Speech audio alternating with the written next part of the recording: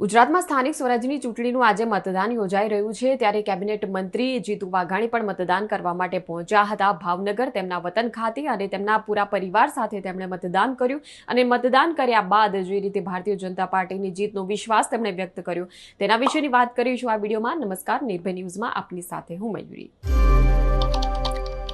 તો સ્થાનિક સ્વરાજ્યની ચૂંટણીનું આજે મતદાન છે। આજે 26 એપ્રિલ છે અને ભારતીય જનતા પાર્ટીના તમામ મોટા અગ્રણી નેતાઓ પણ તેમના નજીકના મતદાન મથક ઉપર પહોંચી રહ્યા છે। કેબિનેટ મંત્રી જીતુ વાઘાણી પણ પહોંચ્યા હતા ભાવનગર ખાતે, જ્યાં તેમનું મતદાન મથક આવેલું છે, ત્યાં પોતાના પરિવાર સાથે પહોંચ્યા હતા। આ સાથે જ મતદાન કરવા માટે ઘરેથી નીકળતા પહેલા તેમણે ઘરમાં પૂજા પણ કરી હતી અને સાથે જ ઘરમાં પૂજા કરી ભગવાનને પ્રાર્થના કરી હતી ભારતીય જનતા પાર્ટીની જીતની અને તેની સાથે જ પછી પોતાના પરિવાર તેમના પત્ની દીકરાની સાથે તેઓ નીકળ્યા હતા, મતદાન મથક ઉપર પહોંચ્યા હતા અને મત આપ્યા બાદ ત્યારબાદ તેમણે ભારતીય જનતા પાર્ટીની જીતનો વિશ્વાસ વ્યક્ત કર્યો હતો। ત્યારે પહેલા એ જોઈએ કે મતદાન આપ્યા બાદ મીડિયા સાથેની વાતચીતમાં તેમણે શું કહ્યું। જીતુભાઈ, ભાવનગરમાં વિપક્ષ પણ એવો દાવો કરી રહી છે કે તેઓ પૂર્ણ બહુમતી સાથે જીતશે। વિપક્ષ એ ભાવનગરમાં નહીં, 30 વર્ષથી કોર્પોરેશનમાં ભારતીય જનતા પાર્ટીનું શાસન છે, રાજ્યમાં પણ છે અને દેશમાં પણ છે। દરેક વખતે દાવા કરતા રહે છે, દાવા ખોખલા અને પોકળ સાબિત થાય છે। જનતા જનાર્દનનો જે પ્રકારનો વાતાવરણને વિશ્વાસ, જે પ્રકારે દેશનો વિકાસ જે રીતે સરકાર માનનીય મોદી સાહેબના નેતૃત્વમાં કરી રહી છે, રાજ્યમાં ભૂપેન્દ્રભાઈ અને હર્ષભાઈના નેતૃત્વમાં જે પ્રકારે વિકાસની નવી ઊંચાઈ અને સંગ્રહાત્મક વાત હોય ત્યાં સુધી માનનીય નીતિન નવીનજી, આદરણીય અમિતભાઈ શાહ, અમારા રાજ્યના એકાઈના પ્રમુખ જગદીશભાઈ વિશ્વકર્મા, સંગ્રહાત્મક ઢાંચો પણ કાર્યકર્તાઓ કામ કરી રહ્યા છે।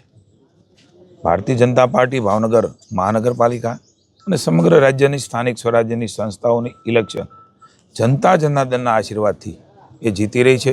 વિપક્ષના કોઈ સર્ટિફિકેટની આવશ્યકતા નથી। આપણા જ મીડિયામાં દરેક ચૂંટણીઓમાં કરેલી વાતો હું આપને વિનંતી કરું છું કે બતાવે। આ વખતે અમે જીતવાના છીએ, પણ જ્યાં સુધી હૃદયમાં ભાવ નથી, પ્રેમ નથી, ત્યાં સુધી ક્યારેય એ વિપક્ષોને જીત એ મળવાની નથી। ભારતીય જનતા પાર્ટી જન સુધી જનતાની સેવા માટે કામ કરે છે, ત્યારે પુનઃ એકવાર જનતાની સેવા માટે અમને ભારતીય જનતા પાર્ટીને સમગ્ર રાજ્યની જનતા જિલ્લા પંચાયત, તાલુકા પંચાયત, મહાનગરપાલિકા, નગરપાલિકામાં વિકાસની સેવા કરવા માટે, લોકોની સેવા કરવા માટે મોકો અવશ્ય આપશે। 28મીની ચૂંટણી એ જ્યારે મતગણતરી થવાની છે ત્યારે એ કોંગ્રેસ ફરી આપની સામે આવે એવી વિનંતી કરું છું।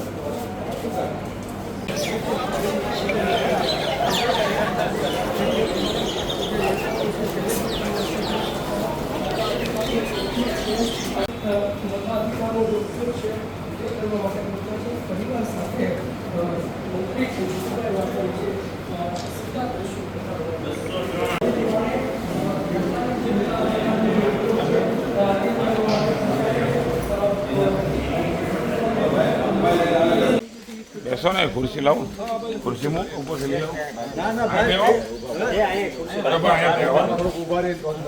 ખુરશી લઈ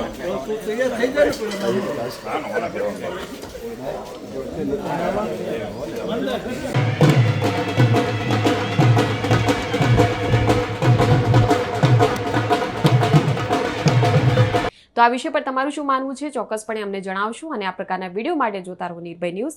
અમારી ચેનલને લાઇક, શેર અને સબસ્ક્રાઇબ કરવાનું ભૂલશો નહીં। નમસ્કાર।